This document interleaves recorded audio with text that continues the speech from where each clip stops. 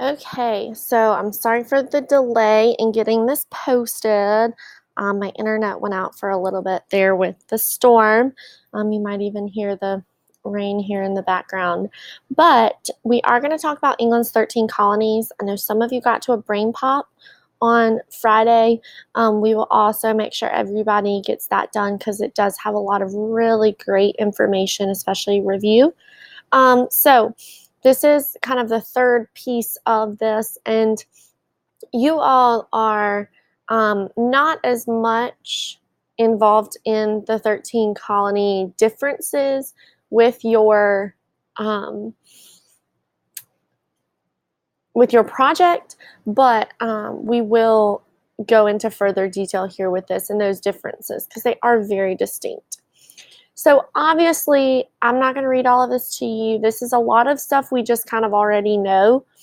English are interested in America, claiming lands for the king, glory, okay, gold. There are some seeking religious persecution, or seeking refuge from religious persecution. The English settlers brought their culture, their language, their religions, and their ideas about self-government. And this self-government piece will be a big piece here in our next unit. So we talked about Roanoke a little bit in the last video. You guys focused on Jamestown a little bit, and then you did a case study on that. So Southern colonies, let's talk about this. So the Southern colonies are Georgia, South Carolina, North Carolina, Virginia, and Maryland. This is where today everyone kind of gets into that battle of what states are the South and what states are not.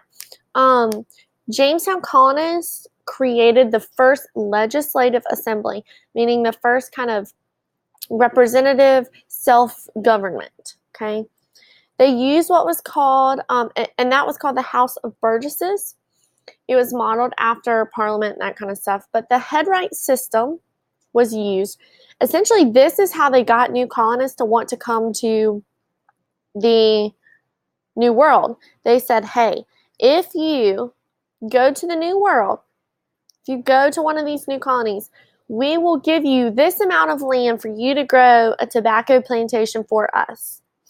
And so it did get a lot of people to want to come to the new land. And what they did was to have workers. They didn't have slaves yet. The Spanish did, but the English did not. The English were focused on what were called indentured servants.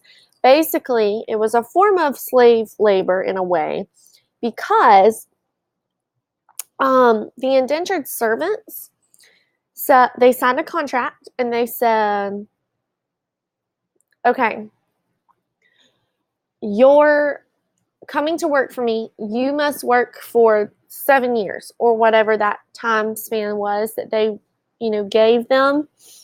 And they said, after that, you can be free. Well, the problem is they don't make any money during that, so they still end up tied to the land.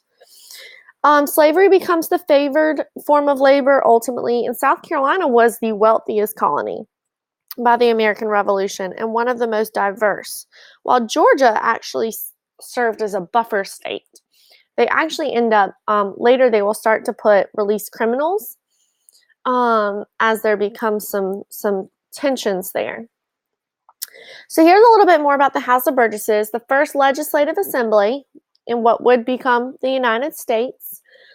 Tobacco farming required labor. It was not as labor intensive as cotton will be, but at first, plantation owners used indentured servants.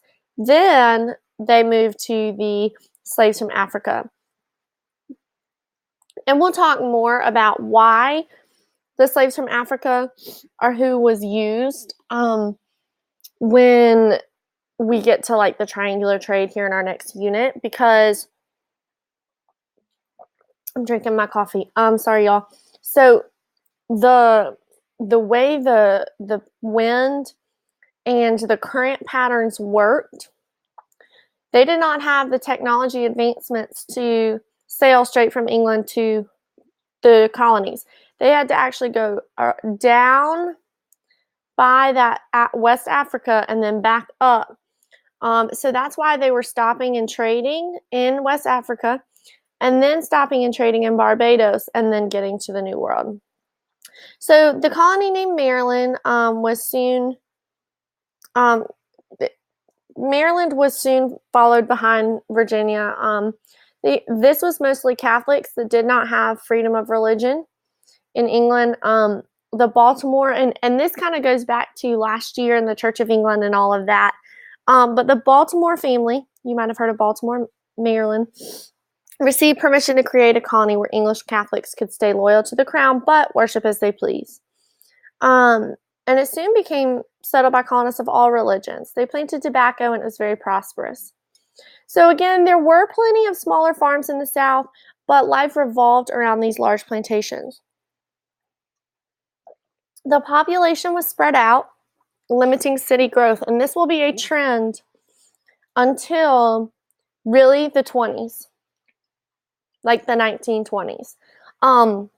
Because we were so focused on these large plantations, it was so hard to build cities. Compared to other regions, there were fewer churches and schools. So again, by the time of the Revolutionary War, South Carolina was the wealthiest. It was also the most ethnically diverse. And the slave population was second only to Virginia. South Carolina did not actually have the most number of slaves. Middle colonies, New York, Pennsylvania, New Jersey, and Delaware. These are not the New England ones, which people would argue is different now. But the middle colonies had the greatest diversity of people, religions, and economic activities. The Dutch settled New Amsterdam, which is New York, and the Swedes settled Delaware. The farms of Pennsylvania, New Jersey, and Delaware provided food for the growing slave population because they mostly grew wheat.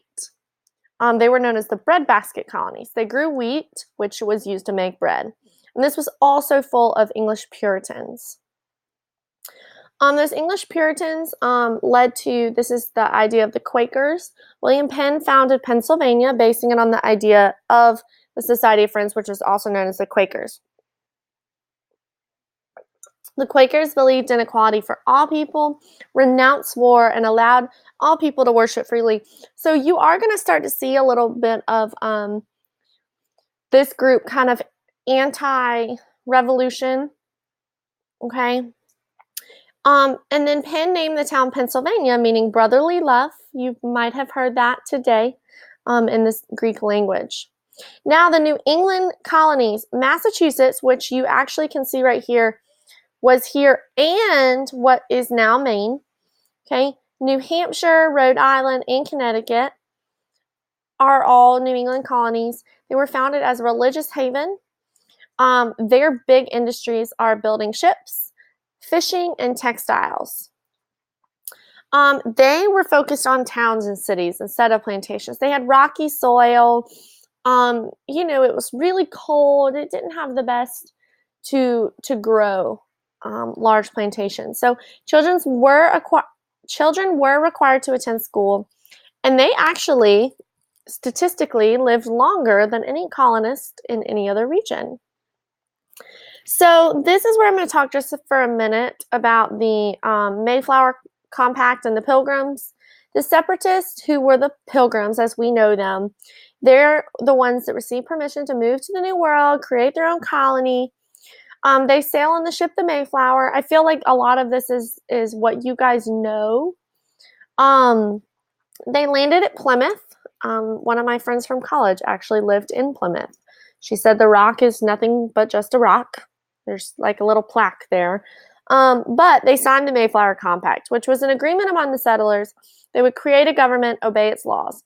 This was the first form of self-government in what is now the United States.